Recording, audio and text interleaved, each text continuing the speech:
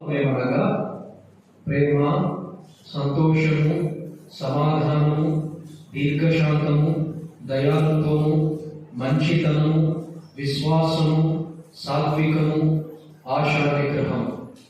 ప్రభు లేఖన భాగాన్ని, ఇతర లేఖన భాగాన్ని కూడా ఆయన్ని మన వెనుకలో దీవించి ఆశీర్వదించి మనకు అందించుగాక. ప్రార్థన చేసుకొని మనం వాక్యాన్ని ధ్యానం చేద్దాం.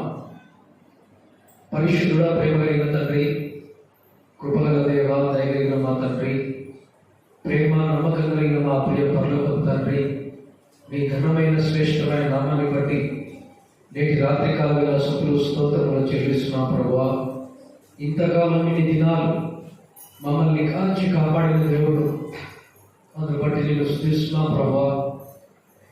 ప్రత్యేకంగా ఈ రాత్రికాల సమయంలో మీ సన్నిధిని ప్రేమించి రాగలిగిన ప్రతి ఒక్కరిని దీవించండి, ఆశీర్వదించండి. ఇంకా రావాల్సిన వారు సకాలంలో చేరరావడానికి మీ కృపను అనుగ్రహించాలని, చదవబడిన లేఖన భాగాలు, ఇతర లేఖన భాగాలు మీ దయగల హస్తాలకు అప్పగించుకుంటూ ప్రభు అయిన యేసు క్రీస్తు నామమున స్తుతించి ప్రార్థించి అడిగి వేడుకుంటున్నాము తండ్రి, ఆమేన్. ప్రభునందు ప్రియ సోదరి సోదరులారా, గలతీ పత్రిక 5వ అధ్యాయం 22వ వచనం మనం చదువుతున్నాం. అయితే ఆత్మఫలము ఏమనగా అనేది మనం చూశాం కదా. శరీర కార్యములు అన్నాడు పై వచనంలో. శరీర కార్యాలు చాలా చెప్పాడు, కానీ ఆత్మఫలము ఒకటే చెప్పాడు.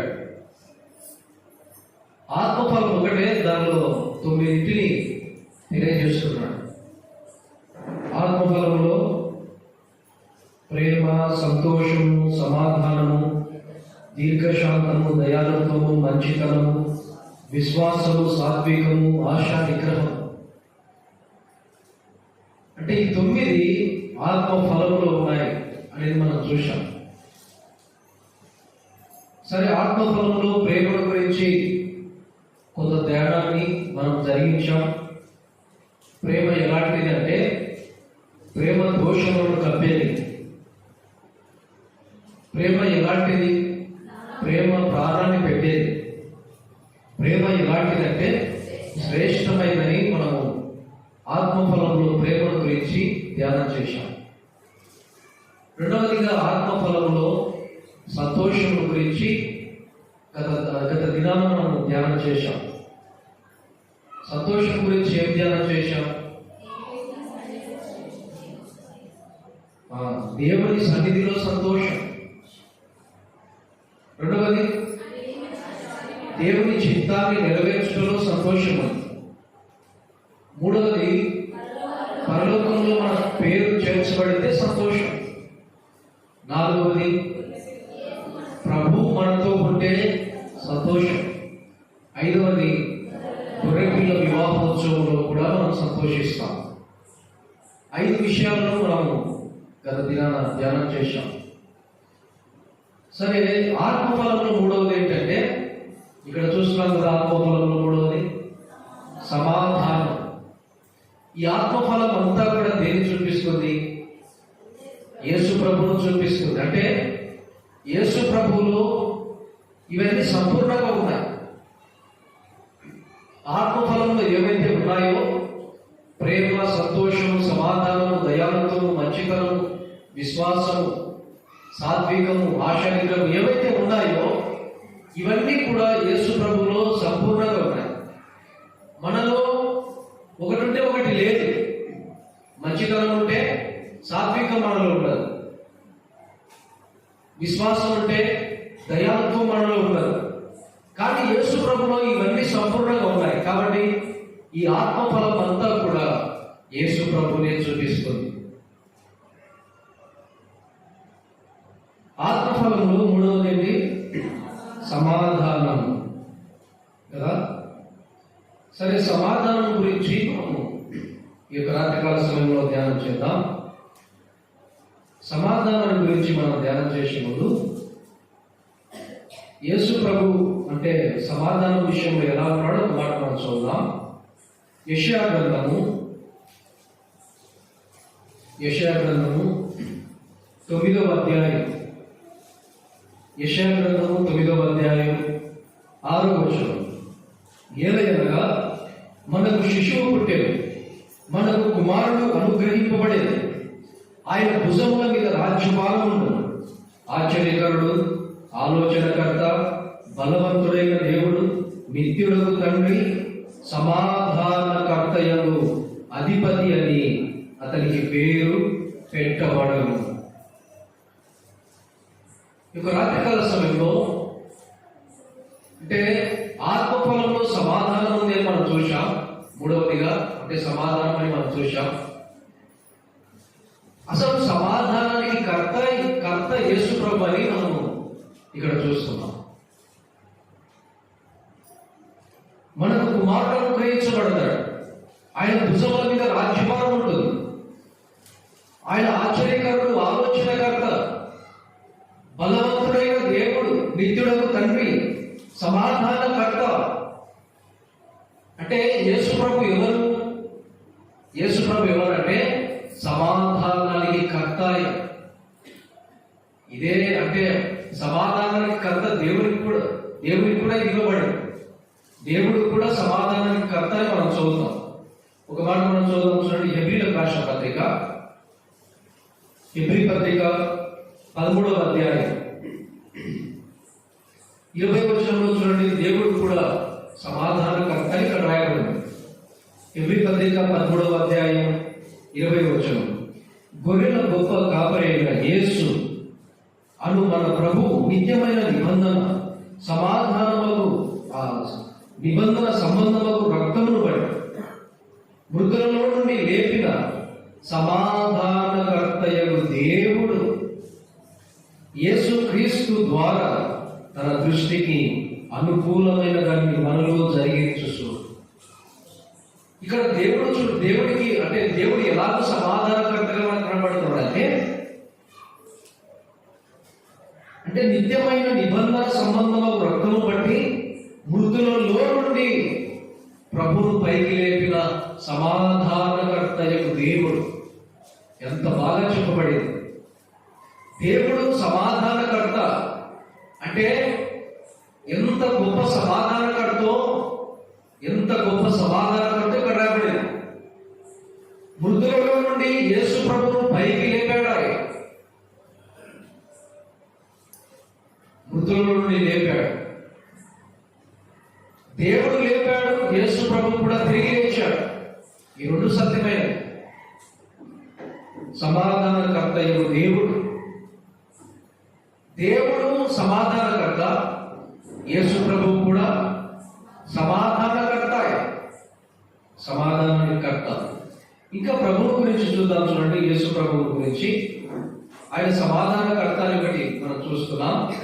రెండవదిగా ప్రభువు గురించి చూద్దాం చూడండి. సమాధానం విషయంలో యేసు ప్రభు ఎలా ఉన్నాడో యోహాను రాసిన సువార్త 16వ అధ్యాయం 33వ వచనంలో చూడండి. నా యందు మీకు సమాధానము కలుగునట్లు ఈ మాటలు మీతో చెప్పుచున్నాను. లోకంలో మీకు శ్రమ కలుగును, అయినను ధైర్యము తెచ్చుకొనుడి, నేను లోకమును జయించి ఉన్నాను అనేను. యేసు ప్రభువు సమాధానకర్త. అంత మాత్రమే కాదు, ఇక్కడ మనం చదువుకున్న లేఖన భాగంలో ఆయన యందే సమాధానం. నా యందు మీకు సమాధానం కలగాలి అన్నాడు.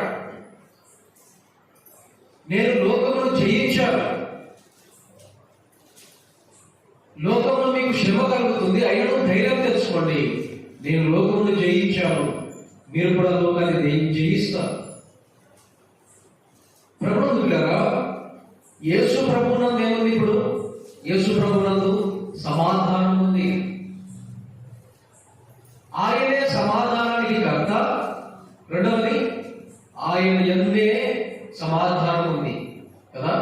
యేసు ప్రభువునందే సమాధానం ఉంది. ఇంకొక మాట మనం చూద్దాం చూడండి. ఇంకొక మాట కొలస్సీయులకు రాసిన పత్రిక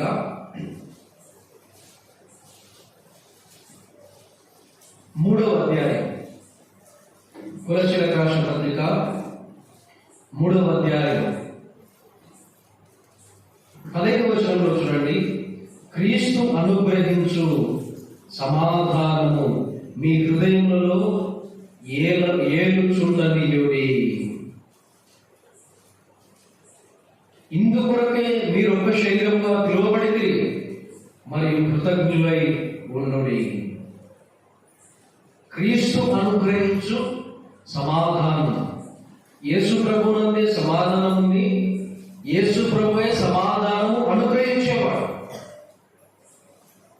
క్రీస్తు అనుగ్రహించు సమాధానం అన్నాడు. ఎంత బాగా చెప్పాడు.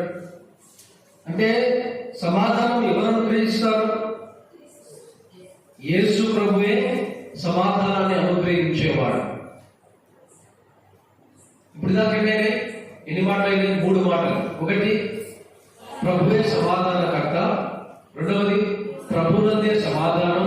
మూడవది, క్రీస్తు మనకు సమాధానం అనుగ్రహించేవాడు. నాలుగవదిగా చూడండి, ప్రభు ఏమై ఉన్నాడు సమాధాన విషయంలో? ఎఫెసీయులకు రాసిన పత్రిక 2వ అధ్యాయం. ఎఫెసీయులకు రాసిన పత్రిక 2వ అధ్యాయం 16వ వచనం. తన శిలువ వలన ఆ ద్వేషమును సంహరించి దాని ద్వారా ఇద్దరిని ఏక శరీరముగా చేసి దేవునితో సమాధాన పరచవలనని ఇలాగ చేసిన కనుక ఆయనయే మనకు సమాధాన కారకుడై ఉన్నాడు. అంటే యేసు ప్రభువే సమాధాన కారకుడు. సమాధానం మన హృదయంలో నింపబడాలంటే కారణం ఎవరు? యేసు ప్రభువే సమాధానానికి కారకుడై. ఆయనే సమాధానాన్ని అనుగ్రహించేవాడు. ఆయనే సమాధానము. ఆయనే సమాధానకర్త. ఆయనే సమాధానానికి కారకుడు. చూడండి, యేసు ప్రభువులో అంటే సమాధానం ఎంత స్పష్టంగా కనబడుతుందో. మొదటగా అంటే ప్రభు వైపు మనం చూస్తుండగా ప్రభు సమాధానకర్త అని మనం చూస్తున్నాం. రెండో మాట సమాధానం గురించి మనం ఆలోచిస్తుండగా రెండో మాట ఒక మాట మనం చదువుదాం. చూడండి, కొలస్సీయులకు రాసిన పత్రిక 1వ అధ్యాయం. కొలస్సీయులకు రాసిన పత్రిక 1వ అధ్యాయం 22వ వచనం. తన సన్నిధిని పరిశుద్ధులుగాను నిర్దోషులుగాను నిరపరాధులుగాను నిలవబెట్టుటకు ఆయన మాంసయుక్తమైన దేహమందు మరణము వలన ఇప్పుడు మిమ్మును సమాధానపరచెను. యేసు ప్రభు సమాధానానికి కర్త అని మొదటి విషయంలో మనం చూశాం. రెండవదిగా మాంసయుక్త దేహమందు మనల్ని ఏం చేశాడంటే దేవుడు అంటే ప్రభు మనల్ని సమాధానపరచాడు. అంటే మొదటి మాట సమాధానకర్త. రెండవ మాట ఇలా గుర్తిద్దాం, తన శిలువ మరణము ద్వారా మనకు సమాధానం. మాంసయుక్త దేహమందు అన్నాడు కదా, మరణము అనుభవించిన వాడు. మాంసయుక్త దేహం అంటే యేసు ప్రభు శిలువ మరణము తన దేహమందు అనుభవించిన వాడని ఇక్కడ చెప్పబడుతుంది.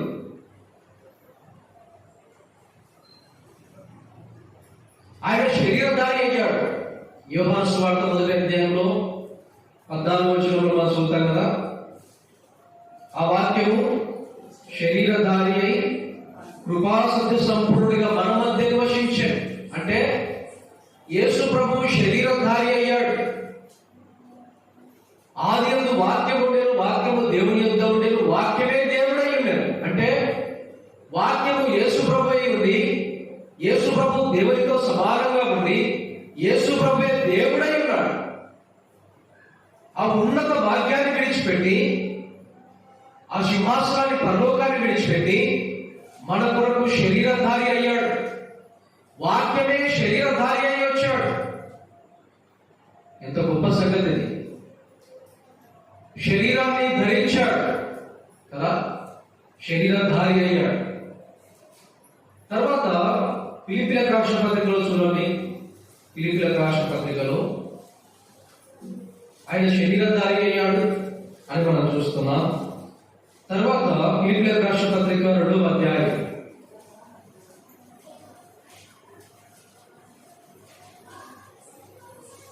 6-7 వచనాలు చూడండి. ఆయన దేవుని స్వరూపము కలిగిన వాడయ్యుండి దేవునితో సమానముగా ఉండుట విడిచిపెట్టకుండా ఈ భాగ్యమును ఎంచుకోవలేదు, కానీ మనుషుల పోలికగా పుట్టి దాసుని స్వరూపము ధరించుకొని తన్ను తానే రిక్తునిగా చేసుకోలేదు. ఆకారమందు మనుషునిగా కనబడ్డాడు, దాసుని స్వరూపాన్ని ధరించుకున్నాడు, తను తాను రిక్తునిగా చేసుకున్నాడు. He is empty himself. తను తాను ఖాళీగా చేసుకోవడానికి ఇష్టపడ్డాడు. దేవుడితో సమానుడు, ఉన్నత భాగ్యాన్ని విడిచిపెట్టాడు, ఆకారమందు మనుష్యుడిగా కనబడ్డాడు, దాసుని స్వరూపాన్ని ధరించుకున్నాడు, శరీరధారి అయ్యాడు, దాసుని స్వరూపాన్ని ధరించుకున్నాడు. ఎబ్రీ పత్రికలో చూడండి, ఎబ్రీలకు రాసిన పత్రిక 2వ అధ్యాయం 14వ వచనం. కాబట్టి ఆ పిల్లలు రక్త మాంసములలో గలవారై ఉన్నద ఆ ప్రకారమే మరణం యొక్క బలం గలవాని, అనగా అపవాదిని మరణము ద్వారా నశింపజేయుటకు జీవిత కాలమంతయు మరణ భయము చేత దాస్యమునకు లోబడిన వారిని విడిపించుటకును ఆయన కూడా రక్త మాంసములలో పాలివాడాయను. యేసు ప్రభు రక్త మాంసములలో పాలివాడయ్యాడు, శరీరధారి అయ్యాడు కదా. తర్వాత ఆకారమందు మనుషునిగా కనబడ్డాడు, తర్వాత రక్త మాంసములలో పాలివాడయ్యాడు. ఇప్పుడు 4వదిగా కొలస్సీ పత్రికలో చదివారు కదా, కొలస్సీ పత్రికలో తన దేహమందు అన్నాడు కదా. మాంసయుక్తమైన దేహం, మాంసయుక్త దేహమందు మరణం అనుభవించి దేవునితో మనకు సమాధానము కలుగజేశాడు. వాస్తవానికి మనం ఎన్ని స్థితిలో ఉంటుందంటే, మన స్థితి ఏంటంటే ఎఫెసీ పత్రికలో మనము దేవునికి ఎలాంటి వారు అంటే దూరస్తులను, దేవుడి నుండి వేరైపోయిన వారు, దేవునికి దూరస్తులుగా మనం ఉంటే, సమాధానం లేని వారుగా మనం ఉంటే, యేసు ప్రభువు చూడండి, ఆయన రక్తము వలన దేవునితో మనకు సమాధానం, ఆయన రక్తము వలన అంటే యేసు ప్రభు రక్తము వలన దేవునికి సమీపంగా మనల్ని చేశాడు. మాంసయుక్తమైన దేహమందు మరణం అనుభవించాడు. ప్రభునందు పిల్లగా తన శిలువ రక్తము చేత దేవుడితో మనకు సంధి చేశాడు, తన శిలువ రక్తము చేత దేవుడితో మనకు సమాధానం చేశాడు, తన శిలువ రక్తము చేత దేవుడికి సమీపస్తులుగా మనల్ని చేశాడు. యేసు ప్రభు ప్రేమను మనం గుర్తెరగాలి. మనల్ని సమాధాన పరచడం కొరకు, దేవుడితో మనల్ని సమాధాన పరచడం కొరకు ఆయన శరీరమందు శిక్ష అనుభవించాడు, ఆయన శరీరమందు గాయాలు పొందాడు. యెషయా గ్రంథం 53వ అధ్యాయంలో అంతా చదివితే యేసు ప్రభు ఎంతగా గాయపరచబడ్డాడు. యేసు ప్రభు మన పాపముల కొరకు, మన అతిక్రమముల కొరకు, మన దోషముల కొరకు ఎంతగా నల్లగొట్టబడ్డాడు. యెషయా గ్రంథం 53వ అధ్యాయం చదివితే ఆయన శిలువ మరణం మనకు అర్థమవుతుంది. 22వ కీర్తన చదివితే ఎంత ఘోరమైన శిక్షను యేసు ప్రభు సహించాడు. 22వ కీర్తన అంతా చదివితే మనకు అర్థమవుతుంది. ప్రభునందు పిల్లరా, అంటే యేసు ప్రభువును మనం నమ్మడం ద్వారా దేవుడితో మనకు సమాధానం, దేవుడికి మానవులకు మధ్య సమాధానం లేని యేసు ప్రభు కల్వరి బలి అర్పణ ద్వారా, యేసు ప్రభు శిలువ మరణం ద్వారా దేవునికి మానవునికి సమాధానం. ఈ రాత్రికాల వేళ దేవునితో మనకు సమాధానం ఎలాగంటే యేసు ప్రభు శిలువ మరణం ద్వారానే. ఆయన మరణాన్ని మనం నమ్మాలి, ఆయన పునరుద్ధానం మనం నమ్మాలి. అప్పుడే దేవునితో మనకు సమాధానం కలుగుతుంది. రెండో మాట మనం చూస్తుండగా తన శిలువ మరణము ద్వారా సమాధానం. సమాధానానికి కర్త, సమాధానానికి కారకుడు, సమాధానం ఆయన అంటే మొదటి మాటలో మనం చూశాం. రెండవది సమాధానము ఆయన శిలువ ఎందే. పునరుద్ధానం అయిన తర్వాత కూడా, అంటే శిలువ మరణమందు సమాధానం అని మనం చూశాం కదా, పునరుద్ధానం అయిన తర్వాత కూడా చూడండి, పునరుద్ధానం అయిన తర్వాత ఆయన చెప్తున్న మాట, అంటే శిష్యులతో ఆయన మాట్లాడిన మాట. యోహాను రాసిన సువార్త 20వ అధ్యాయం, యోహాను రాసిన సువార్త 20వ అధ్యాయం 19వ వచనం. ఆదివారము సాయంకాలం శిష్యులు యూదులకు భయపడి తాము కూడి ఉన్న ఇంటి తలుపులు మూసుకొని ఉండగా యేసు వచ్చి మధ్యను నిలిచి మీకు సమాధానము కలుగుగా కానీ వారితో చెప్పాను. చూడండి, ఎంత గొప్ప ప్రభువును మనం కలిగి ఉన్నాం.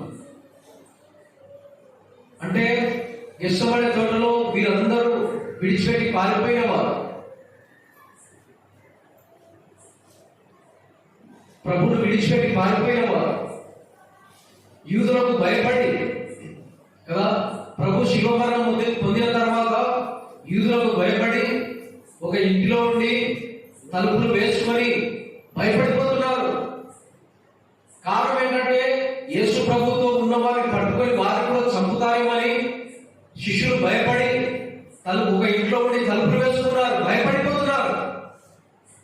యేసు ప్రభు పునరుద్ధరణమైన తర్వాత, మరణం గెలిచి లేచిన తర్వాత శిష్యులకు ముందుగానే చెప్పాడు. ఆయన చాలాసార్లు తెలియజేశాడు. ఆయన అప్పగించబడతాడు, ఆయనను శిలువ వేస్తాడు, తిరిగి 3వ దినాన పునరుద్ధరణ చేస్తానని చాలాసార్లు చెప్పాడు. చెప్పినట్టుగానే ఆయన చనిపోయాడు, సమాధి చేయబడ్డాడు. సమాధిలో 3 దినాలుండి చావు సమాధిని గెలిచి ఆయన పునరుద్ధరణ లేచాడు, పునరుద్ధరణ చేశాడు. ప్రభు అన్నాడు, నన్ను పడగొట్టుడి, నా దేహాన్ని పడగొట్టుడి, తిరిగి 3 దినాల్లో నేను తిరిగి కడతానన్నాడు. వారు పడగొట్టారు, ఆయన దేహాన్ని పడగొట్టారు. 3 దినాల్లో పునరుద్ధరణ దేహము తన దేహాన్ని తిరిగి కట్టాడు. ఆయన పునరుద్ధరణ లేచాడు. ఆయన మరణము గెలిచి లేచాడు. అపవాదికున్న బలం మరణం అయితే మరణము గెలిచి లేచాడు, అపవాదిని ఓడించాడు, పునరుద్ధరణ లేచాడు. శిష్యులు భయపడుతుండగా వారి మధ్యకు వచ్చి నిలబడ్డాడు. ఆయన వారి మధ్యను గెలిచాడు. ఇప్పుడు కూడా ఆయన మన మధ్య ఉన్నాడు. యేసు ప్రభు అన్నాడు, ఎక్కడ నా నామం పేరట 2-3 కూడి ఉందరో వారి మధ్య నేను ఉంటానన్నా. ఇప్పుడు ప్రభు మన మధ్య ఉన్నాడు. వారి మధ్య నిలిచి ఏమన్నాడు? పునరుద్ధరణ లేచిన తర్వాత మీకు సమాధానం కలుగునుగాక. ఎంత ధైర్యమైన మాట ఇది! అంటే నెమ్మది లేని స్థితి, ఆందోళన, భయం కదా, సమాధానం లేని స్థితిలో వారు ఉంటే ప్రభు వారి మధ్య నిలిచి, ప్రభు ఉంటే ఎంత ధైర్యం, ప్రభు ఉంటే ప్రభు మాట చూడండి ఇంకెంత ధైర్యపరుస్తుంది. మీకు సమాధానం కలగాలి. ప్రభు ఆశ ఏంటంటే, ప్రభు కోరిక ఏంటంటే, ప్రభు యొక్క ఇష్టం ఏంటంటే మనము సమాధానం కలిగి ఉండాలి, మనము సమాధానంతో నింపబడాలి, మన హృదయంలో సమాధానం ఉండాలి, సమాధానం ఏలుబడి చేయాలి. భయంతో ఉంటే, ఆందోళనతో ఉంటే, దిగులతో ఉంటే, విచారణతో ఉంటే ప్రభు సమాధానం ఇచ్చేవాడు. ఇంకా చూడండి, అక్కడే అన్నాడు, రెండోసారి కూడా అన్నాడు. యోహాను రాసిన సువార్తలోనే, యోహాను రాసిన సువార్త 20వ అధ్యాయము 21వ వచనం. అప్పుడు యేసు మరలా మీకు సమాధానము కలుగునుగాక. ఇది రెండో సందర్భం. మరలా వారి మధ్యకు వచ్చాడు. మరలా వచ్చి వారితో అన్నమాట, సమాధానము కలుగునుగాక. ఇది రెండోసారి. ఇదే యోహాను సువార్తలో మూడోసారి కూడా అన్నాడు. చూడండి, అప్పుడు తోమా లేడు. తోమా వచ్చిన తర్వాత మరలా ప్రభు ప్రత్యక్షమై మరలా వారికి తలుపులు వేయబడి ఉండగానే వారి మధ్యకు వచ్చాడు. యోహాను రాసిన సువార్త 20వ అధ్యాయం 26వ వచనం. 8 దినములైన తర్వాత ఆయన శిష్యులు మరలా లోపల ఉన్నప్పుడు తోమా వారితో కూడా తలుపులు మూయబడి ఉండగా యేసు వచ్చి మధ్యను నిలిచి, మీకు సమాధానము కలుగునుగాక అనేను. మరలా వచ్చాడు. తోమా లేడు. తోమా అన్నాడు, ఆయన పునరుద్ధరణ లేచాడు, మాకు కనబడ్డాడు, మాతో మాట్లాడాడంటే తోమా అన్నాడు, నేను ఉండితే ఆయన చేతి గాయాలలో వేలు పెడితే నమ్ముతానన్నాడు. తలుపులు వేయబడి ఉండగానే ఆయన తలుపులను దాటుకొని లోపలికి వచ్చాడు. ఎంత గొప్ప శక్తి ఆయనలో ఉంది. వారి మధ్య నిలిచి సమాధానం కలుగునుగాక. ఈ రాత్రికాల వేళ నీలో కూడా సమాధానం ఉండాలి. ఎప్పుడు సమాధానం ఉంటుందంటే, ఆయన శిలువ మరణాన్ని, ఆయన పునరుద్ధానము నువ్వు విశ్వసించాలి. పునరుద్ధానం అయిన తర్వాత యేసు ప్రభు ఎవరికి కనబడ్డాడనేది ఒక 10 విషయాలు, అది వ్యక్తిగతంగా మీరు ధ్యానం చేయాలి. ఎవరెవరికి కనబడ్డాడు? శిష్యులకు కనబడ్డాడు, మగ్దలేనే మరియకు కనబడ్డాడు కదా, ఇంకా చాలా మందికి ఆయన కనబడ్డాడు. 10 సంగతులను నేను వ్యక్తిగతంగా రాశాను, మీరు కూడా రాయాలి. అంటే యేసు ప్రభు పునరుద్ధానం అయిన తర్వాత ఎవరికి కనబడ్డాడు, ఎప్పుడు కనబడ్డాడు? 10 అంశాలు, 10 విషయాలు నేను గుర్తించాను, రాశాను. మీరు కూడా వాటికి ప్రయత్నం చేయాలి. పునరుద్ధానం అయిన తర్వాత ఎవరికి కనబడ్డాడు? సరే, ముందు దాటి వెళ్దాం. యేసు ప్రభు శిలువ మరణం ద్వారా సమాధానం, ఆయన పునరుద్ధానం లేచిన తర్వాత కూడా ఏమని చెప్పాడు? సమాధానం కలుగుగాకని చెప్పాడు. ప్రభునందు ప్రియులారా, మొదటి మాట సమాధానానికి కర్త, రెండవది ఆయన శిలువ మరణం ద్వారా మనకు సమాధానం, తండ్రి అయిన దేవుడితో మనకు సమాధానం. ఇది రెండవ మాట.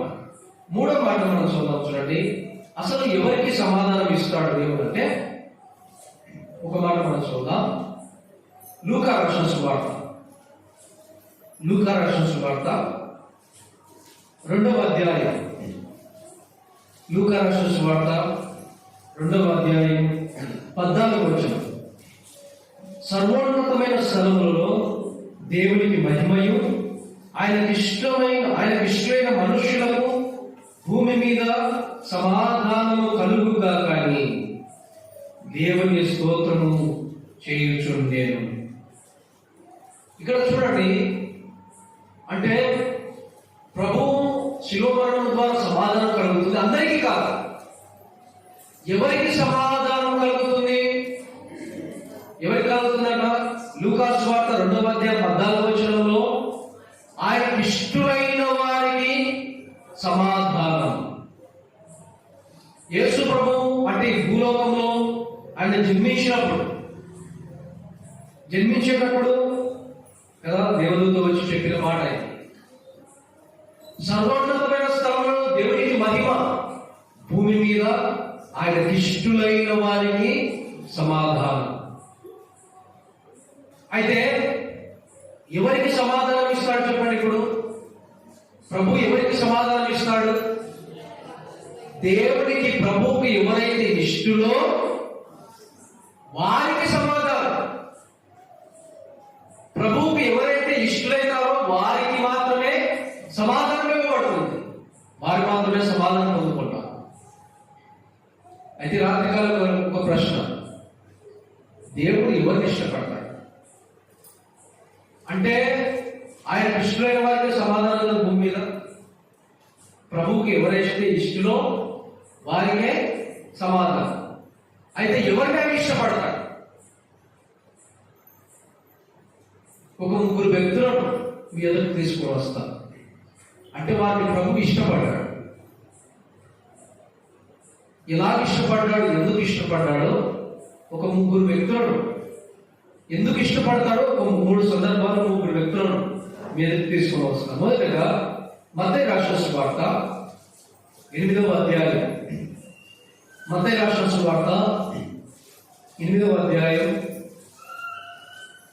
మొదటి నుండి కొన్ని వచనాలు, 3 వచనాలు మనం చదువుకుందాం. మొదటి 3 వచనాలు, మత్తయి సువార్త 8వ అధ్యాయం మొదటి 3 వచనాలు. ఆయన ఆ కుండ మీద నుండి దిగి వచ్చినప్పుడు బహు జన సమూహములు ఆయనను వెంబడించాడు.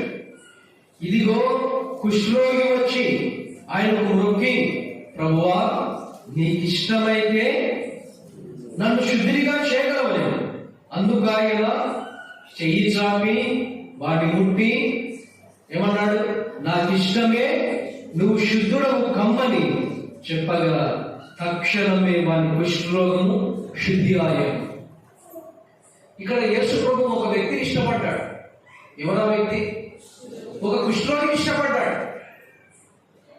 కొండ దిగి వచ్చాడు. మత్తయి సువార్త 5వ అధ్యాయం మొదటి వచనంలో ఆయన గొప్ప జన సమూహాలను చూసి కొండ ఎక్కి ఇలాగూ బోధింపసాగే ఆయన శిష్యులు ఆయన ఎదురుకు వచ్చారు. 5వ అధ్యాయంలో ఆయన కొండపైన ప్రసంగము చేయడం ప్రారంభించాడు. 5వ అధ్యాయం, 6వ అధ్యాయం, 7వ అధ్యాయం అంతా కూడా కొండ మీద ప్రసంగం చేశాడు. 8వ అధ్యాయం మొదటి వచనంలో ఆయన కొండ దిగి వచ్చాడు. 5 నుండి 5, 6, 7 అధ్యాయంలో కొండపైన ప్రసంగం చేశాడు. 8వ అధ్యాయం మొదటి వచనంలో యేసు ప్రభు కొండ దిగి వచ్చాడు. కొండ దిగి వస్తే కొండ కింద ఒక కుష్ఠరోగి ఉన్నాడు.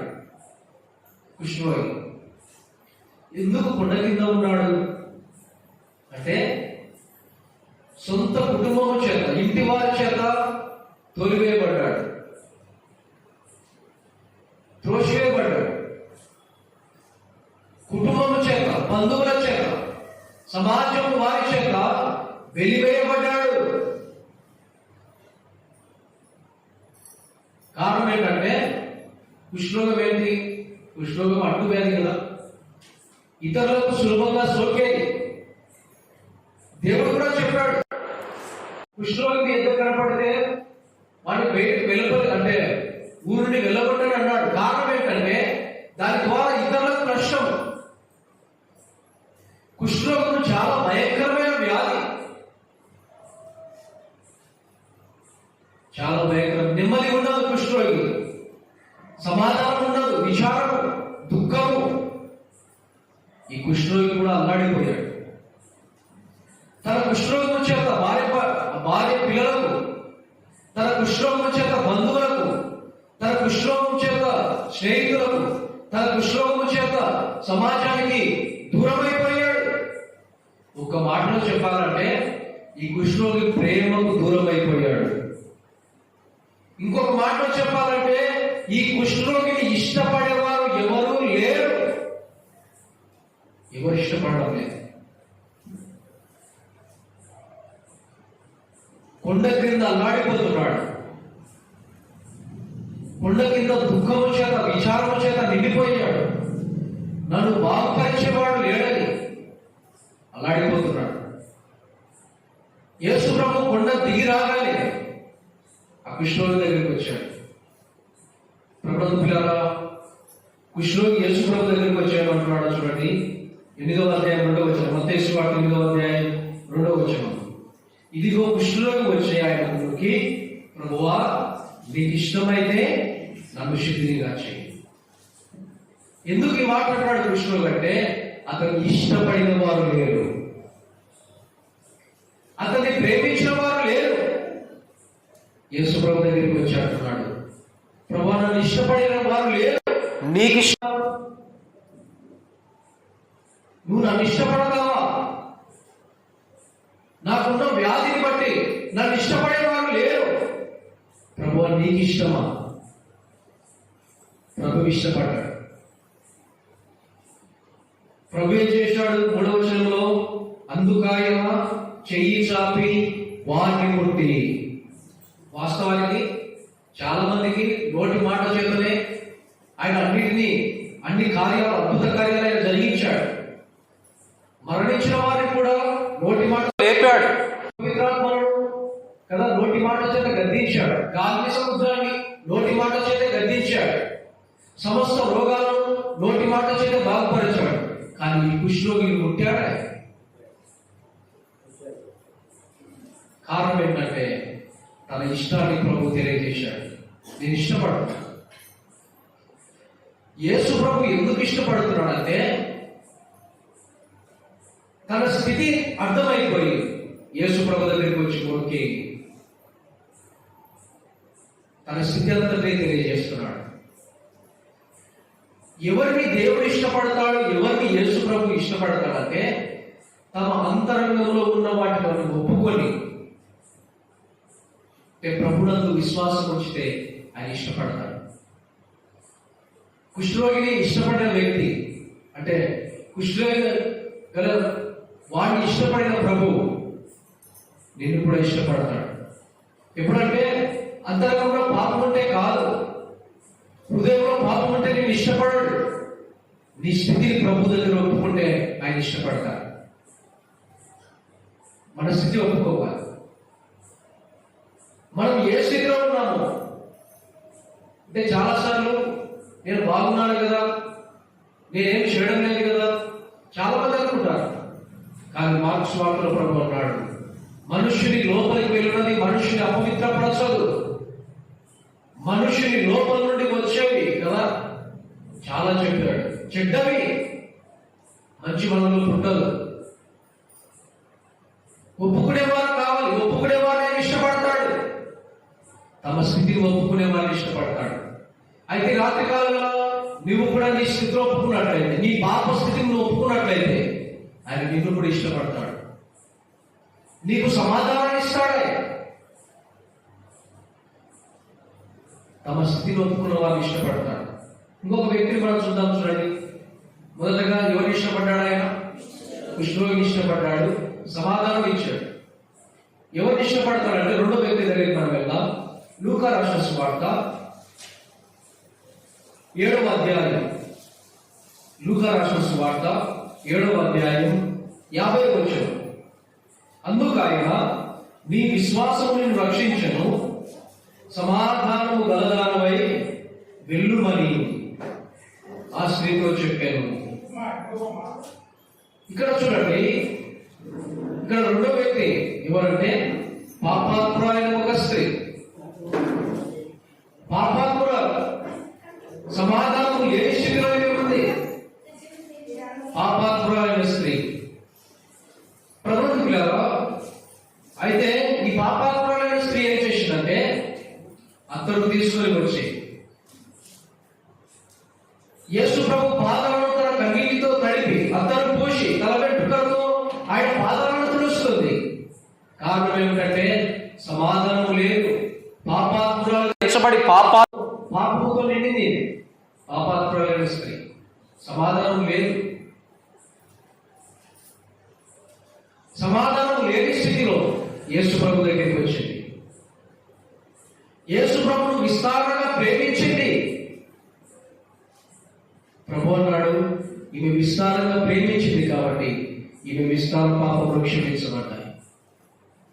ఆమెతో అన్నాడు 50వ వచనంలో, అమ్మా నీ విశ్వాసం గొప్పది, నీ విశ్వాసం నేను రక్షించను, సమాధానము గలదానవై వెళ్ళు. ఇక్కడ ఉన్న పాపాత్మురాలు తన స్థితిని ఒప్పుకుంది. తన స్థితిని ఒప్పుకుంది. ఎక్కడికి వెళ్ళినా సమాధానం లేదు. సమాధానం కూడా ఎవరి దగ్గరికి వచ్చింది? యేసు ప్రభు దగ్గరికి వచ్చింది. పరిశేషాలను పిలిచినట్టుగా ఏమీ లేదు. పరిశేషుడు పిలువలేదు ఆమె. ఎవరు పిలిచాడు మరి? ఎవరు పిలిచారా మరి? యేసు ప్రభు పిలిచాడు. ప్రభు చేత ఆహ్వానించబడి ప్రయాసపడి భారం మోసుకున్న వారు నా యొద్దకు రండి, నేను మీకు విశ్రాంతినిస్తాను, నెమ్మదినిస్తాను. పరిచయుడు ఆ పాపాత్మలను పిలువలేదు.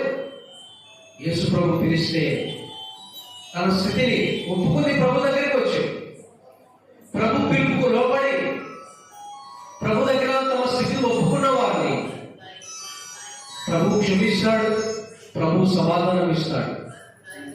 ప్రభుత్వ ఇక్కడ రెండవదిగా పాపాత్ములైన ఒక స్త్రీ, ఆ స్త్రీని ప్రభు ఇష్టపడ్డాడు, సమాధానాన్ని ఇచ్చాడు. ఎందుకు ఇష్టపడ్డాడు? ఎందుకు సమాధానం ఇచ్చాడు? ఆమె తన స్థితి ఏదో ప్రభు దగ్గర కదా కన్నీటితో తెలియజేసి తన స్థితిని ఒప్పుకుంది కాబట్టి ప్రభు సమాధానం ఇచ్చాడు. మూడో వ్యక్తి దగ్గరికి మనం వెళ్దాం. చూడండి, ఇదే లూకా రాసిన సువార్త 8వ అధ్యాయం 48వ వచనం. లూకా రాసిన సువార్త 8వ అధ్యాయం 48వ వచనం. అందుకు ఆయన, కుమారి, నీ విశ్వాసం నీవు స్వస్థపరచును, సమాధానము గలదానవై పొమ్మని ఆమెతో చెప్పాను. ఇక్కడ కూడా ఒక స్త్రీ. ఎవరి స్త్రీ? రక్తస్రావ రోగం కలిగిన ఒక స్త్రీ. రక్తస్రావ రోగం చేత బాధపడుతుంది. అనేక మంది వైద్యుల దగ్గరికి వెళ్ళింది, తనకున్న ధనాన్ని ఖర్చు చేసింది. చూడండి, వైద్యుల దగ్గరికి వెళ్తే బాగు కావాలి కదా, వైద్యుల దగ్గరికి వెళ్తే స్వస్థ పడాలి కదా. ఈమె చూడండి, వైద్యుల దగ్గరికి వెళ్ళి తిప్పలు పడింది, తనకున్న డబ్బంతా వేపరుచుకుంది, రోగం నయం కాలేదు కదా, మరింత సంకటపడింది. మరింత సంకటం అంటే ఆ రోగం చేత బాధపడడం, ఆ రోగం చేత మరింత బాధపడింది. ఆమె ఎక్కడికి వెళ్ళినా స్వస్థత కలగలేదు, ఎక్కడికి వెళ్ళినా సమాధానం ఆమెకు దొరకలేదు. ఈ రక్తస్రావం గల స్త్రీ తన రోగం బాగు కాలేదు, సమాధానం లేదు. సరే, ఒక దినాన ప్రభు వెళ్తుండగా, జన సమూహాలతో వెళ్తుండగా, శిష్యులు వెళ్తుండగా, ఈ రక్తస్రావం గల స్త్రీ చూడండి, ఆయన వస్త్రపు చెంపు కొడితే బాగుపడదు అనుకొని తనలో తాను కలుసుకొని యేసు ప్రభు వెళ్తుండగా, జన సమూహాలు వెళ్తుండగా, శిష్యులు వెళ్తుండగా, ఆ జన సమూహము మధ్యలో వెళ్ళి యేసు ప్రభు వెనక నుండి ఆయన వస్త్రపు చెవుడు కొట్టింది. ఆయన వస్త్రపు చెవుడు తాకింది. ఎంత విశ్వాసం అండి! విశ్వాసంతో యేసు ప్రభు వస్త్రపు చెవుడు ముట్టిందా? ఎప్పుడైతే రక్తస్రావం గల స్త్రీ ఆయన వస్త్రాన్ని ముట్టిందో వెంటనే ఆమె రోగము నివారణ అయిపోయింది. యేసు ప్రభువుల నుండి ప్రభావం వెళ్ళిపోయింది. ప్రభు గ్రహించాడు. చూడండి, ఎంత గ్రహింపు నేలలో, ఎంతగా ఎరిగినవాడు ఆయన. చాలా మంది ఆయన మీద పడుతున్నారు. చాలా మంది అంటే శిష్యులతో అన్నాడు, ఎవరు నా వస్త్రాన్ని తాకాడు, ఎవరు నా వస్త్రాన్ని ముట్టారంటే శిష్యులు అంటున్నారు, ప్రభువా, ఇంతమంది మన మీద వస్తున్నారే, ఇంతమంది మన వెంట వస్తున్నారే, ఇంతమంది మన మీద పడుతున్నారే, ఎవరిని మనం గుర్తించగలం? వారికి తెలియదు, కానీ యేసు ప్రభువుకు తెలుసు. ఆయన సమస్తమును ఎరిగినవాడు. ఆయనకు మరిగా ఏది ఉండదు. ఆయన నిలబడి నిదానించి చూస్తున్నాడు. ఎవరు నా వస్త్రపు చెవులు ముట్టారని నిలబడి నిదానించి చూస్తుంటే ఆ స్త్రీ భయంతో వచ్చింది. కారణం ఏంటంటే ఆయన రహస్యమైన ఆయన ఎదుట దారి ఉండలేదని ఆమె గుర్తెరిగి ప్రభు దగ్గరికి వచ్చింది. ముందుకు వచ్చింది ఆమె. ఎందుకని ఆయన నిలబడ్డాడు అంటే ప్రభు చేత మేలు పొందుతుంది. వైద్యుల దగ్గరికి వెళ్తే మేలు కలగలేదు, వైద్యుల దగ్గరికి వెళ్తే స్వస్థత పరచబడలేదు. ఒక మేలు పొందుతుంది, ఒక ఆశీర్వాదం, ఒక దీవెన పొందుతుంది, మేలు పొందుతుంది. సాక్ష్యం ఇవ్వకుండా వెళ్ళిపోతే సాక్ష్యం ఇవ్వాలి కదా. ప్రభు ద్వారా మేలు పొందుకొని, ప్రభు ద్వారా దీవించబడి సాక్ష్యం ఇవ్వకపోతే సాక్ష్యం ఇవ్వడం కొరకు ప్రభు నిలిచాడు. ఆమె సాక్ష్యం ఇవ్వాలి. అనేక జనుల ఎదుట, జన సమూహం ఎదుట ఆమె సాక్ష్యం ఇవ్వాలి. అందుకని ప్రభు నిలిచాడు. ఆమె దాగి ఉండలేనని, మరుగై ఉండలేనని, ఆయన కళ్ళ ఎదుట మరుగై ఉండలేనని భయంతో ప్రభు దగ్గరికి వచ్చి, ప్రభు నేనే ఉంటాను. యేసు ప్రభు ఆ మాటకి ఏమన్నాడో చూడండి. 48 వచనం, యోహాను సువార్త 8వ అధ్యాయం, లూకా సువార్త 8వ అధ్యాయం 45వ వచనం. అందుకు ఆయన, కుమారి, నీ విశ్వాసం నిన్ను స్వస్థపరచెను, సమాధానము గలదానమై పొమ్మని ఆమెతో చెప్పారు. ప్రభువు పిల్లరా, కుమారి అని పిలిచాడు. నీ విశ్వాసం ఎంత గొప్ప విశ్వాసం! వస్త్రపు చెడు కొడితే బాగుపడతాననుకున్నావు. ఎంత గొప్ప విశ్వాసము! కుమారి, నీ విశ్వాసం గొప్పది. సమాధానముగా వెళ్ళు. సంకటపడింది, ఎక్కడికి వెళ్ళినా సమాధానం దొరకలేదు, రోగం నయం కాలేదు. కానీ చూడండి, ఇప్పుడు హృదయం నిండా సమాధానము చేత నింపబడింది. ఎవరైతే తమ స్థితిని ఎరిగి ప్రభునందు పూర్ణమైన విశ్వాసం ఉంచుతారో వారిని ప్రభు ఇష్టపడతాడు. తమ స్థితిని ఎరిగిన వారిని, తమ స్థితిని ప్రభు దగ్గర ఒప్పుకున్న వారిని ప్రభు ఇష్టపడతాడు. రాత్రికాల వేళ దేవుడికి ఇష్టడిగా నువ్వు ఉండాలంటే, దేవుడిచ్చే సమాధానం నీ హృదయంలో ఉండాలంటే నీ స్థితిని ప్రభు దగ్గర ఒప్పుకోవాలి. నువ్వు ఏ స్థితిలో ఉన్నా, భయంకరమైన పాపంలో ఉన్నా, వ్యసనంలో ఉన్నా, నీ స్థితి ఏదైనా ప్రభు దగ్గర నీ స్థితిని ఒప్పుకోవాలి. ఎవరిని ఆయన ఇష్టపడుతున్నాడు? తమ స్థితిని ప్రభు దగ్గర ఒప్పుకున్న వారిని ఆయన ఇష్టపడతాడు. వారికే సమాధానం ఇస్తాడు. ఈ రాత్రి కాలం వేళ నువ్వు ఎక్కడికి వెళ్ళినా నీకు సమాధానం దొరకదు. లోకంలో నువ్వు ఎన్ని కార్యాలు చేసినా, నువ్వు ఏమి చేసినా నీ హృదయం సమాధానంతో నింపబడదు.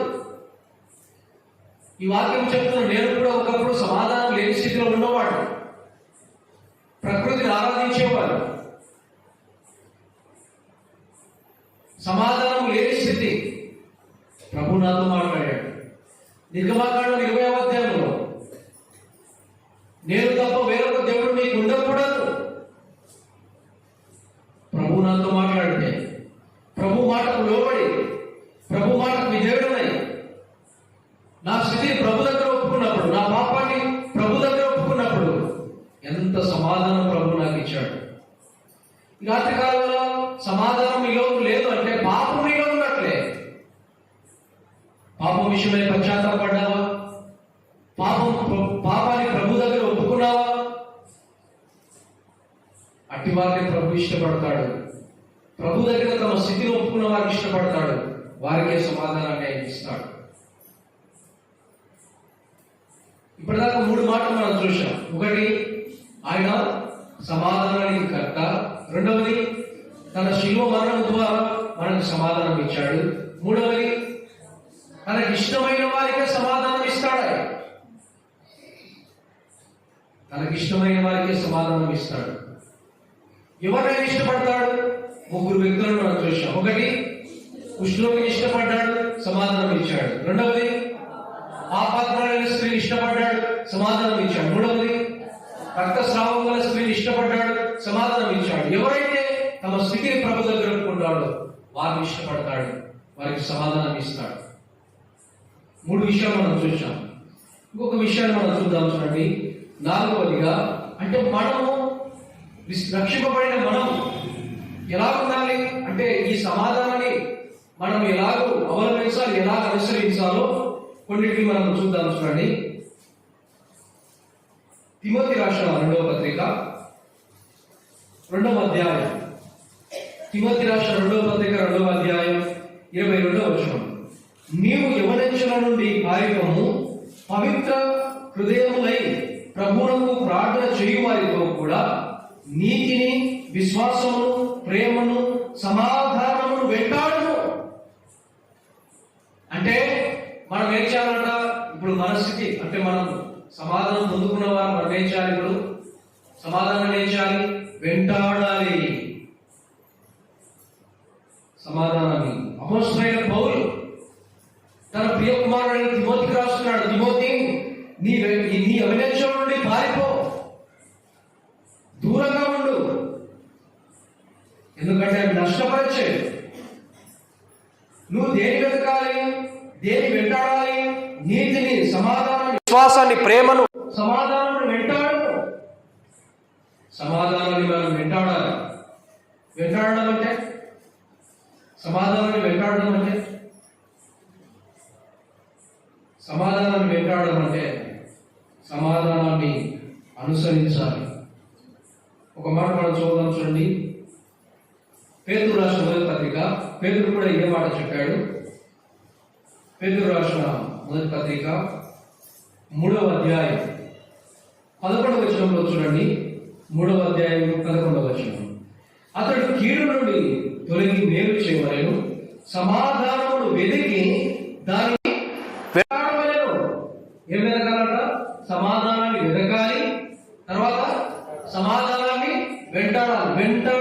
వెంటాడవలని ఉన్నదని కింద ఫుట్నోట్లో ఏమి ఇచ్చాడు? ఫుట్నోట్లో అనుసరించాలి కదా, అనుసరించాలి.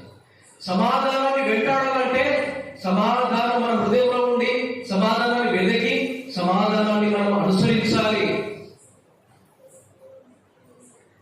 మొదటి మాటగా సమాధానమును వెంటాడాలి. రెండో మాట చూద్దాం, చూడండి.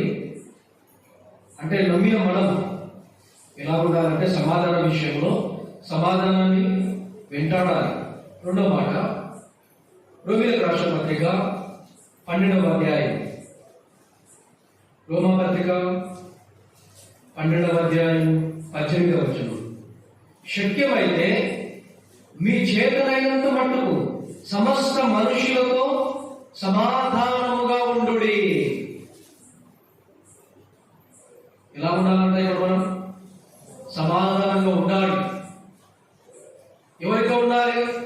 సమస్త మనుషులతో. శక్యమైతే మీ చేతనైనంత మట్టుకు సమస్త మనుషులతో సమాధానం కలిగి ఉండాలి. దీనికి మాదిరి యేసు ప్రభువే.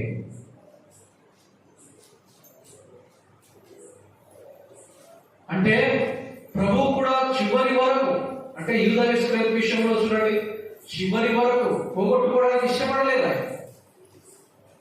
యూదా ఇస్కరియోతు తిరుగుబాటు చేసేవాడని కదా, విరోధంగా మడిలు ఎత్తేవాడని, అప్పగించేవాడని, దొంగ అని అన్ని తెలుసు.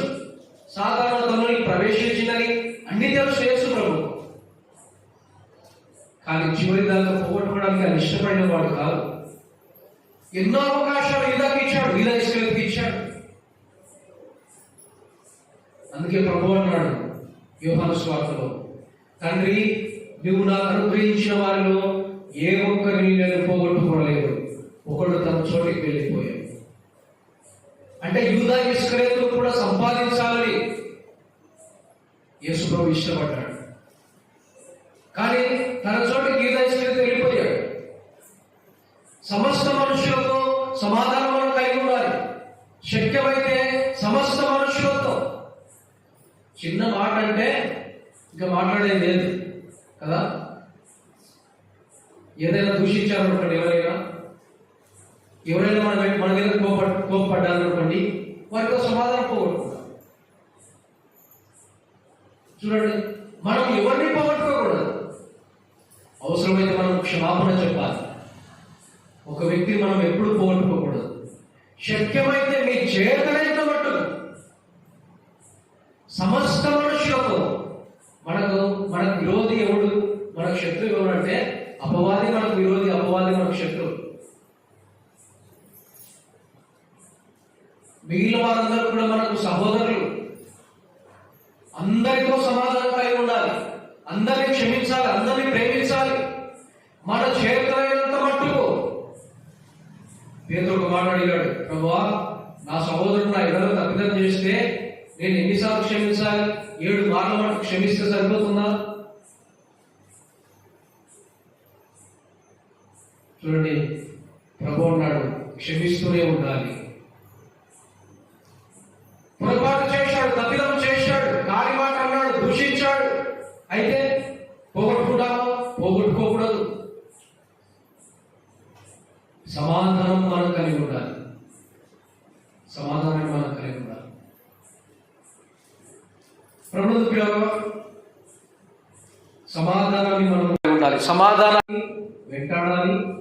రెండవది చెప్పండి, సమాధానాన్ని మనం కలిగి ఉండాలి. సమస్త మనుషులతో కలిగి ఉండాలి. ఇంకొక మాట మనం చూడండి, మత్తయి రాసిన సువార్త 5వ అధ్యాయం. మత్తయి రాసిన సువార్త అంటే కొండ మీద దండెతనం గురించి చాలా చెప్పాడు. మత్తయి రాసిన సువార్త 5వ అధ్యాయం 9వ వచనం, సమాధాన పరచువారు ధన్యులు, వారు దేవుడి కుమారులను పడదురు. చెప్పండి, ఒకరి మధ్య ఒకరి కలహాలు పెడితే, ఒకరి మధ్య ఒకరికి మనస్పార్థాలు చేసి తీసుకొని వస్తే ఇది సమాధానం కాదు. సమాధానం అంటే ఇద్దరు విరోధంగా ఉన్నా, ఇద్దరు వ్యతిరేకంగా ఉన్నా వారి మధ్య ఏం చేయాలి? మనము సమాధానాన్ని కల్పించాలి, సమాధానపరచాలి. పాత నిబంధనలో ఒక మాట ఉంది, చెవిటి వాడి ఎదుట మాట్లాడకూడదు అని మనం చూస్తాం. ధర్మశాస్త్రంలో మాట ఉంది, చెవిటి వాడి ఎదుట మాట్లాడకూడదు. అంటే ఇద్దరు వ్యక్తులు మాట్లాడుకునేటప్పుడు లేని 3వ వ్యక్తుల గురించి, అంటే అతని చెవి లేదు, చెవిటివాడు. ఇద్దరు వ్యక్తులు కూడుకున్నారు, ఆ ఇద్దరు వ్యక్తుల మధ్య లేని 3వ వ్యక్తుల గురించి మాట్లాడితే అతని చెవి లేదు. ఇప్పుడు అతని చెవి లేదు, చెవిటివాడు. అతని గురించి తక్కువ మాట్లాడకూడదు. ఇద్దరు వ్యక్తులు కలిసినప్పుడు 3వ వ్యక్తుల గురించి చెడుగా మాట్లాడకూడదు. చెవిటి వాని ఎదుట మాట్లాడకూడదు అంటాడు. సమాధానం కూడా పరచాలి. సమాధాన పరచువాడు ధన్యుడు. వారేమంటారంట? దేవునికి కుమారుడు. చూడండి ఎంత ఆధిక్యత! దేవుని కుమారుడు అని పిలువబడతాం. విశ్వాసం ఉంచడం ద్వారా దేవునికి కుమారుడు అవుతాం కదా. యోహాను సువార్త 1వ అధ్యాయం మనం చూద్దాం. నమ్మినవాడు ఆయన కృప ద్వారా అంటే కుమారుడుగా పిలువబడ్డాడు. ఇక్కడ సమాధానాన్ని బట్టి కూడా, అంటే ఇద్దరు వ్యక్తుల మధ్య సమాధానాన్ని కుదిరిస్తే, సమాధాన పరిస్తే ధన్యులం అవుతాం. అంత మాత్రమే కాదు, దేవుని కుమారులు మనం అవుతాం. ఒక వ్యక్తిని నేను జ్ఞాపకం చేసి ముగిస్తాను. అంటే ఎక్కువగా మాట కూడా ఉంది, సమాధాన స్థితిని మనం కలిగి ఉండాలని. ఇంకా సమయం మనకు లేదు కాబట్టి ఒక వ్యక్తిని జ్ఞాపకం చేసి నేను ముగింపు చేస్తాను. ఎస్తేరు గ్రంథము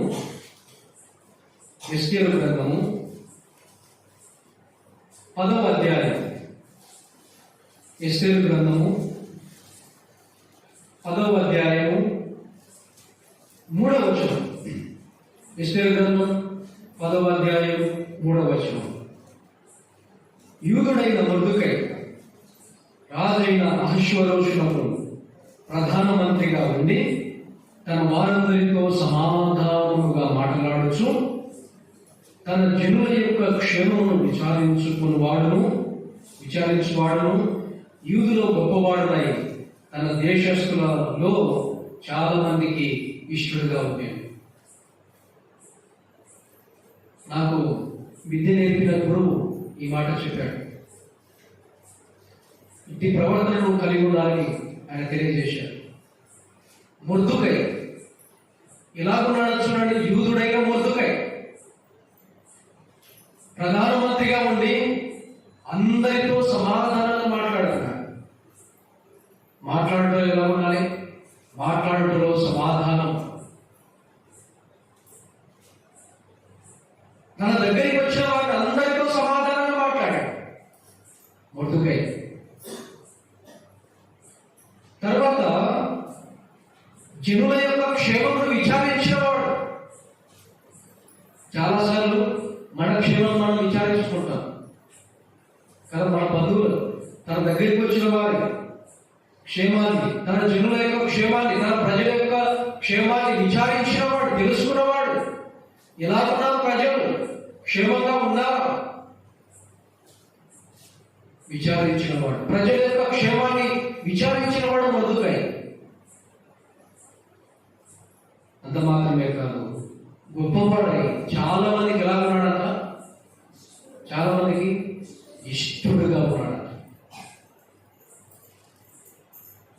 చూడండి, మనం కూడా అందరికీ చాలా మందికి ఇష్టలుగా మనం ఉండాలి, మనల్ని ప్రేమించాలి. ఎప్పుడు మనల్ని ప్రేమిస్తారంటే మనం మన దగ్గరికి వచ్చిన వారితో సమాధానంగా మాట్లాడినప్పుడు, జనుల యొక్క క్షేమాన్ని మనం విచారించినప్పుడు మనం చాలా మందికి ఇష్టలుగా ఉంటాం. ఇట్టి మనస్సును మనం కలిగి ఉండాలి. మొర్దెకై చూడండి, మొర్దెకై ఎంత గొప్ప మనస్సు కలిగిన వాడు.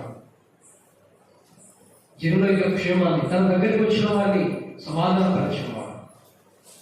యేసు ప్రభువు కూడా మనందరి క్షేమం కొరకు, మనలందరినీ రక్షించడం కొరకు, నరక శిక్ష నుండి మనల్ని తప్పించడం కొరకు యేసు ప్రభు కలువరిలో ఆయన చనిపోయాడు, సమాధి చేయబడ్డాడు, తిరిగి 3వ దినాన పునరుద్ధానం లేచినవాడు, మన క్షేమాన్ని గురించి ఆయన ఆలోచించినవాడు, తన ప్రాణాన్ని నిర్లక్ష్య పెట్టినవాడు,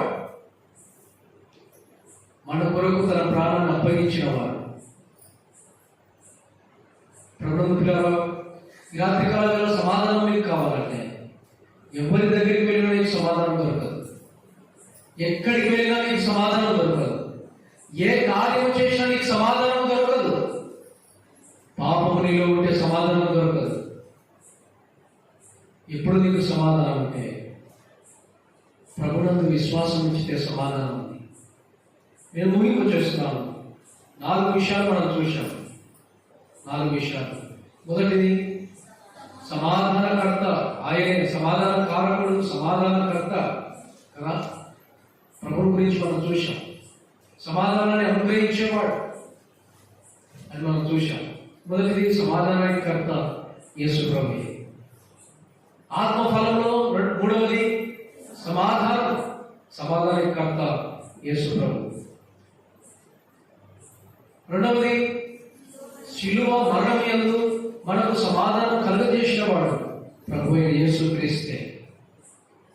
దేవునికి మనకు మధ్య సమాధానం ఇవ్వడం కొరకు కలువరిలో ఆయన బలి అయిపోయిన వాడు. తన రక్తం ద్వారా దేవుడితో మనల్ని సంధి చేసిన వాడు కదా. తన శిలువ యందు సమాధానం పరిచిన వాడు. 3వది, ఎవరికి సమాధానం అంటే ఆయనకి ఇష్టమైన వారికి సమాధానం. 3 వ్యక్తులను మనము జ్ఞాపకం చేసుకున్నాం కదా. ఎందుకు ఆయన సమాధానం ఇచ్చాడు, ఎవరికి ఆయన సమాధానం ఇచ్చాడంటే 3 వ్యక్తులు. పాపాత్మురాలైన స్త్రీ, కుష్ఠరోగి, తర్వాత 3వ వ్యక్తి రక్తస్రావం గల స్త్రీ. ఈ 3 ఆయన ఇష్టపడ్డాడు. కారణం ఏంటంటే తమ స్థితిని ఒప్పుకున్నారు. 4వది, రక్షింపబడిన మనం సమాధానాన్ని వెంటాడాలి, అనుసరించాలి, సమస్త మనుషులతో సమాధానం కలిగి ఉండాలి, మనము సమాధానపరచాలి. మొర్దెకై ఎలాగైతే సమాధానంతో మాట్లాడుతున్నాడో మనం కూడా అలాగే సమాధానంతో మాట్లాడే అనేకులకు ఇష్టంగా మనం ఉండాలి. ప్రభుత్వ సోదరి సోదరులారా, రాత్రికాల వేళలో సమాధానం కావాలంటే యేసు ప్రభువుకి విశ్వాసం వచ్చు. మీ హృదయం సంతోషంతో సమాధానంతో నింపబడుతుంది. ప్రభు ఈ లేఖన భాగం ఆయన మనకి దీవించి ఆశీర్వదించుగా. ప్రార్థన చేద్దాం. చిన్న ప్రార్థన. పరిశుద్ధుల ప్రేమ కలిగిన తండ్రి, కృపగల దేవా, ఘనమైన నీ నామాన్ని బట్టి స్తుతిస్తున్నాం ప్రభువా. మీరు చేసిన ప్రతి మేలు ఉపకారంకై మీరు స్తుతిస్తున్నాం ప్రభువా. ఆత్మ ఫలము మీరు సమాధానంగా ఎలా ఉన్నారో ప్రభువా, మీరు మాట్లాడిన ప్రతి మాటను బట్టి నేను స్తుతిస్తున్నాం ప్రభువా. నీ సన్నిధిని ప్రేమించి రాగలిగిన ప్రతి ఒక్కరిని దీవించండి. దూరం నుండి ఈ వాక్యం విన్నవారిని కూడా దీవించండి. ఇంకా ఎవరైతే సమాధానం లేని స్థితిలో ఉన్నారో అట్టి వారిని దర్శించండి. వారి హృదయంలో సమాధానంతో నన్ను నింపాలని మీ సన్నిధిలో ప్రార్థిస్తున్నాం, కృప చూపించండి. ఈ రాత్రికాల సమయంలో మీ సన్నిధిలో మేము ఆనందించడానికి మీరు అనుగ్రహించిన ఈ కృపను బట్టి శుద్ధిస్తూ విత్తబడిన వాక్యం మా హృదయాల్లో నూతనంగా ఫలించడానికి మీ కృపను మాకు అనుగ్రహిస్తాను. ప్రభువును ప్రియ రక్షకుడైన యేసుక్రీస్తు నామమున స్తుతించి ప్రార్థించి అడిగి వేడుకుంటున్నాము తండ్రి. ఆమేన్.